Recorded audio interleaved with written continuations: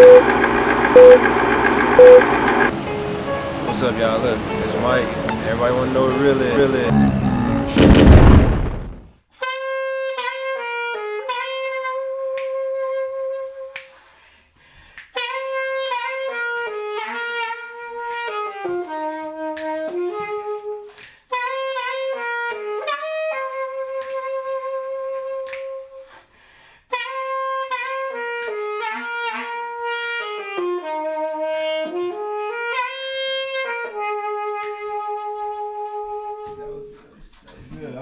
Mr. White down here, Urban Fox a million. This would be the remix. Badass, savage life. Alright, well, welcome to the show. This is my first show, so I want to thank Miss Alexis for taking the time to, you know what I'm saying, at her busy schedule, because it was, you know, it was hard trying to get her here, but we're here and I'm glad we're here. So, tell us a little bit about yourself. Well, I'm from the great city of Memphis. I graduated from the University of Arkansas at Pine Bluff in May of 2014 with a bachelor's degree in business and marketing. I'm currently working on my master's right now in management and leadership from Webster University, and currently I'm a director of environmental services at Forest City Medical Center in Forest City, Arkansas.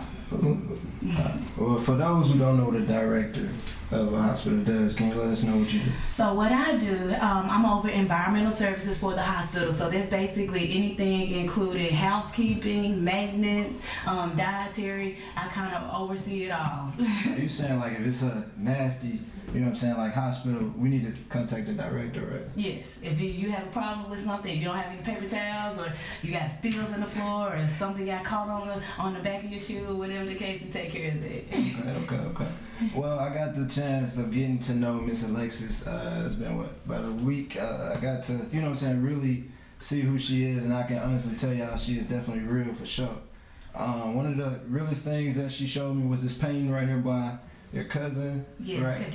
Khadijah, which, you know, y'all might see in the future for sure. She did this painting right here. You want to tell us about it? So basically, I'm a member of Delta Sigma Theta. I pledge the Delta Eta chapter of Delta Sigma Theta Sorority Incorporated. I'm a Spring 12 initiate.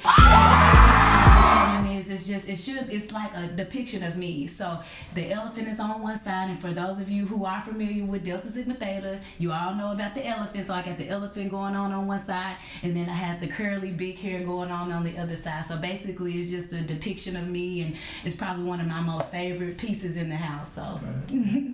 Got a lot of pieces in this house too. And you said she did this with her hand, right? She did this with her hands. Yes. You call me sir. I always say sir. It's a habit.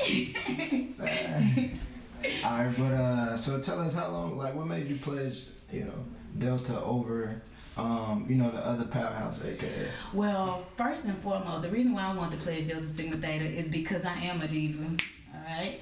A diva is beautiful spiritually, mentally, and physically, and this was just something I want to be a part of. Not to mention, it's so many great young ladies that came before me that were a member of the sorority, so that was definitely something that I definitely want to be a part of while I was in college. So yes.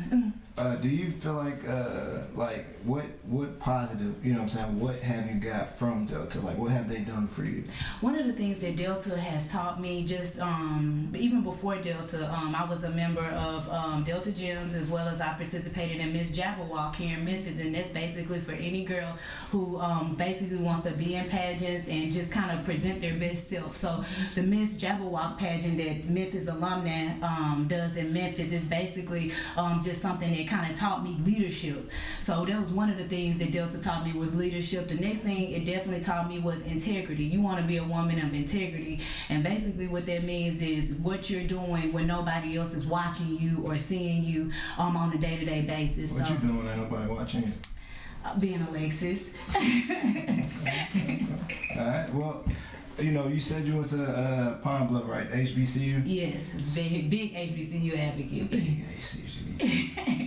Cool. How do you feel about, like, you know what I'm saying? Because it's a stereotype saying that black, you know what I'm saying, degrees or degrees from HBCUs aren't as recognizable as your Harvard, which you know what I'm saying, had the opportunity to go there as well. Like, what made you choose a HBCU over the bigger schools? Well, one of the things that just kind of helped me decide whether I wanted to go to a HBCU or not, it was just the simple fact that I just wanted to be a part of something greater than myself. Back in the day, the only schools we could go to get a college education was HBCU. So I really wanted to pour my all into something that was greater than myself, which was my HBCU, UAPB. I also received other scholarships. I got a Princeton University scholarship. I got the Princeton Prize in Race Relations from Princeton University, as well as I got another scholarship from Ohio State University. So I had the options of going to different universities, but I just felt like my HBCU spoke to me. It spoke to what I was about, Black empowerment, and I'm just happy that that's my alma mater. Yeah, that's tight. Well, yeah, I heard that. She keeping it real. So, alright, so are you saying that, you know, as far as like the people who doubt you, well, I mean, you became a director of a hospital, you know what I'm saying? So there's a lot of people who would still say you're not deserving because you are young and you did go to a, you know, HBCU. So, like, what pressure are you getting from people in general just because you're so young and talented? And, you know what I'm saying, the things you're doing is stuff that, you know what I'm saying, people can dream of doing, you know what I'm saying? So how do you feel about that? Like, well, personally, when I first started being a director of a hospital, I didn't know what type of obstacles that I was going to face. However, I use those obstacles and just kind of makes me a better person. So for those of you who are thinking about going into the corporate world and graduating from an HBCU, I would just definitely say don't let anything stop you, because at the end of the day, it's a battle even now. Even with me being Miss Black Tennessee, you know, just because I'm a woman, I'm in a leadership position, and I'm an African American woman on top of that, and plus I'm young. So I just use all of those obstacles that I have to face every day, and it makes me a better person, number one, and then number two, it just helps me just to understand the real world, and everybody is just not for you. So that's for real. Everybody ain't for you, you heard that? But that's good. So tell me about, I guess, what's the next level for you as far as your working career? So the next level for me, I want to be one of the first, not only one of the first African American female vice presidents in my company, but I also definitely want to pour into young girls in the community of Memphis. I just moved back to Memphis, so I definitely want to get my feet wet with that, as well as just pushing my platform, be true, be bold, be you. Okay.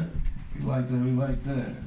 So tell me about, like, the women here in Memphis, you know what I'm saying? I'm not, you know, us as men, you know, we categorize women by the state, I would say. Or a couple cities, you know what I'm saying, like Atlanta, of course, you know, supposed to have some of the baddest women, California, you know what I'm saying? All the people who supposedly have, you know, pretty women, whatever. So what do you have to say, like, just to let people know that there are, you know what I'm saying, beautiful women that are here in Memphis? I would definitely say not only do your research, but just get out there. You know, at the end of the day, I love the city of Memphis. It's so many gorgeous women here, not only black women, but white women. Everybody's gorgeous here. Everybody is gorgeous here because we're all Southern belles, and we all have that Southern hospitality and that Southern thing going on. So I would definitely say get out there, and just kind of communicate with people, because you're not going to find anyone sitting in the house or just going to the regular places that you go to. Just kind of get out there. What's the regular places? Regular places. Always going to the clubs, you know. You're probably going to always see the same people going to places like that. But I would just say go to a lounge, go out to eat, go to a park, go to the library. It's a lot of good, wholesome women. Hold on. We're going to say, this is a little segment, I'm going to call it Real Shout Out. Give a shout out to some of your favorite local Memphis eating spots. Yeah. I would definitely say the Rendezvous. I love the Rendezvous. I definitely love Cozy Corner. As you guys can tell, I love eating and I love barbecue, so I love Cozy Corner. I love Ayers on Beale Street that has the burgers. I love that place. Another place, I love Ching's. I love wings. If you need wings, go to Ching's. Go to Ching's. I love Ching's. We love it.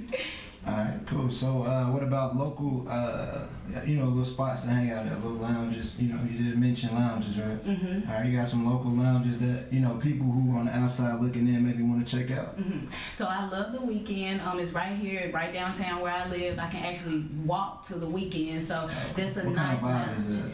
Like, It's just a hip, urban. First of all, I go to all of them, and that's the real.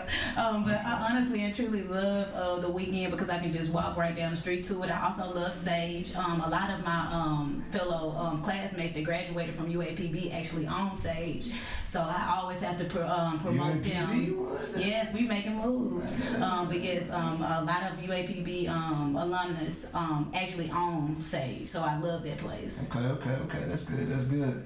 Alright, so let's kick it up to, maybe something a little different. Let's talk about your pageants. Okay. The pageant side of things. You Miss Tennessee, Miss Black Tennessee, right? Yes.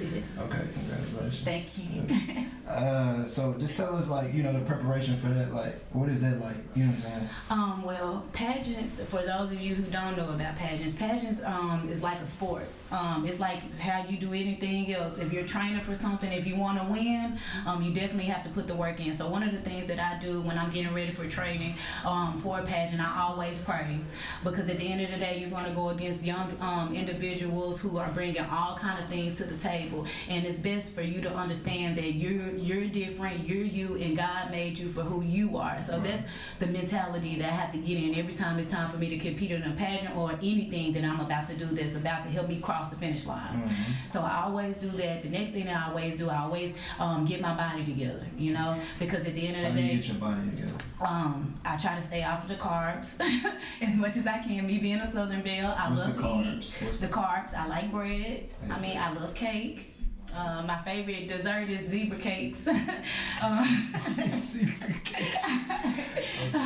Zebra cakes, but basically just getting my healthy lifestyle together, because I want to promote positive body image, and whether I have a lot of curves for a pageant or not, I just always try to make sure that I'm exuding a healthy lifestyle. Right, for sure.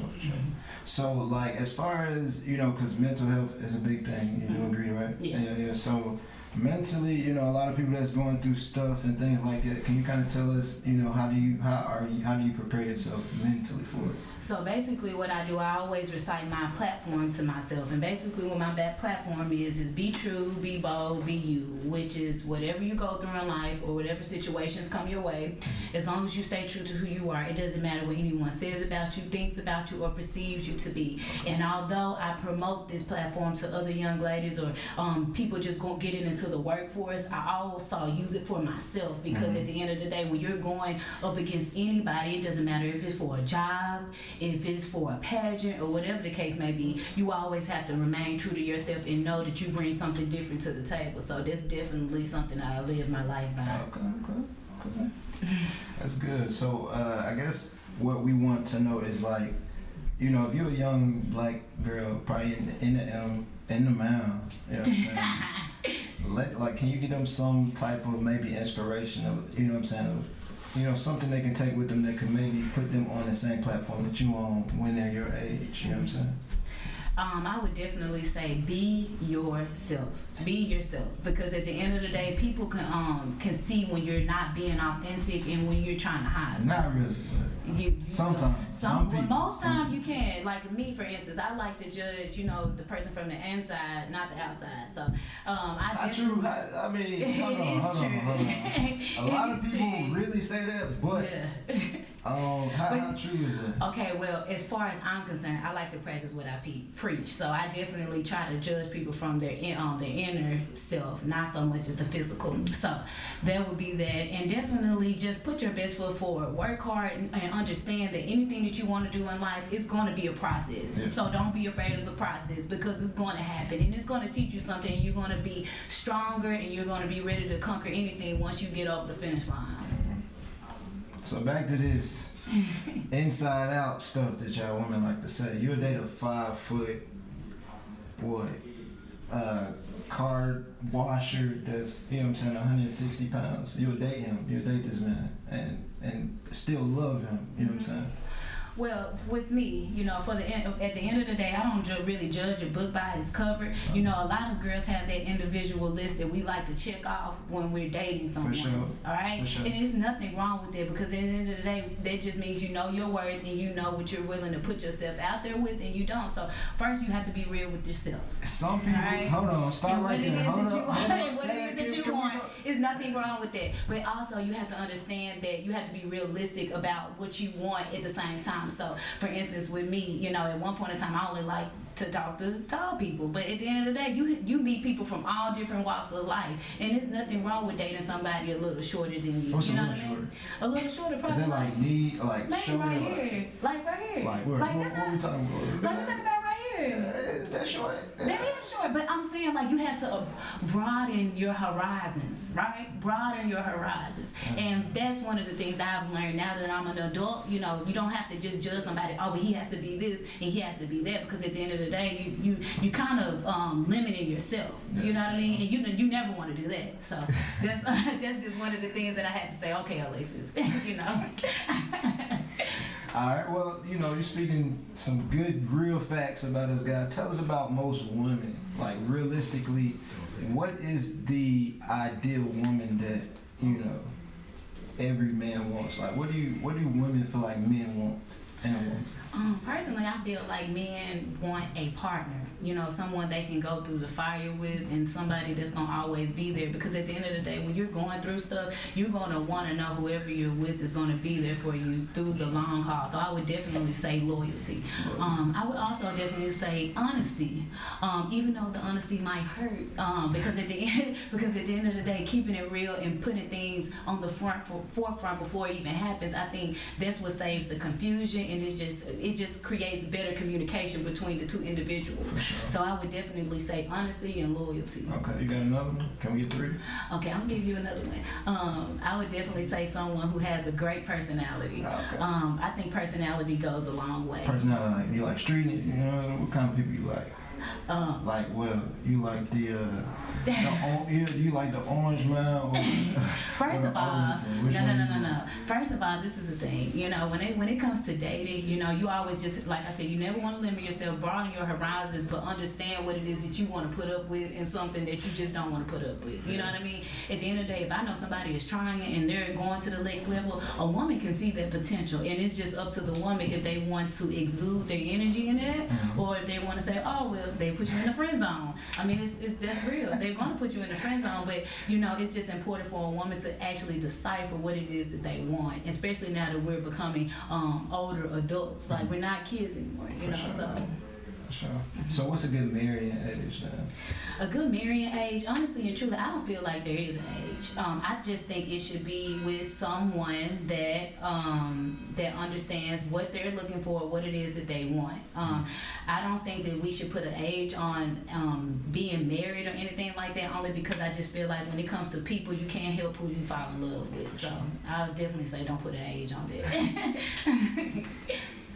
Alright, cool. So tell us, what's some maybe new projects that you're working on? So one of the things I'm working on this year, of course, I would definitely want to do another pageant. I don't know which one I'm doing yet, but what's the choices? What's your choices? I don't want to talk about. I don't want to tell. I want it to be a surprise. A surprise, like good. It's a whole lot of good pageants out there. So, like what? Well, you just have to watch and see. You just have to stay tuned. You have to stay tuned. But I definitely want to do another pageant, and I definitely want. I'm focused on putting out an EP with my music. A lot of people have been asking for it and waiting for it. So that's something that I definitely want to do. For sure, definitely should do. Yeah. What about maybe other stuff that you're working with? You know what I'm saying, like. Maybe other people, So one of the things that I really want to do while I'm home, definitely getting some community service things going, not only just in Delta, but just on my own with my platform, Be True, Be Bold, Be You. Another thing that I'm definitely working on is with females who are interested in playing music. A lot of females will come to me and they'll say, well, I haven't picked up my saxophone in years. Well, then what's stopping you? What's stopping you? That can be another source of income. You just haven't put yourself out there. Right. So I definitely want to work with young individuals who probably played in high school, played the saxophone or played the flute or something in high school, and just kind of put it down and want to pick it back up again. Yeah. I just want to motivate them to get out there and just do it, because it's room for all of us. So for sure. There y'all go, y'all got it. We kept it real with y'all long enough. You know what I'm saying? Be on the lookout for Miss Alexis, y'all. She truly, you know what I'm saying? She's amazing, you know what I'm saying? For the people who got to meet her, for the people who haven't met her, for the people who are going to meet her. This girl is amazing. Y'all check her out. Keeping it real. Peace. Peace. What's up, y'all? Look, it's Mike. Everybody want to know what it really is.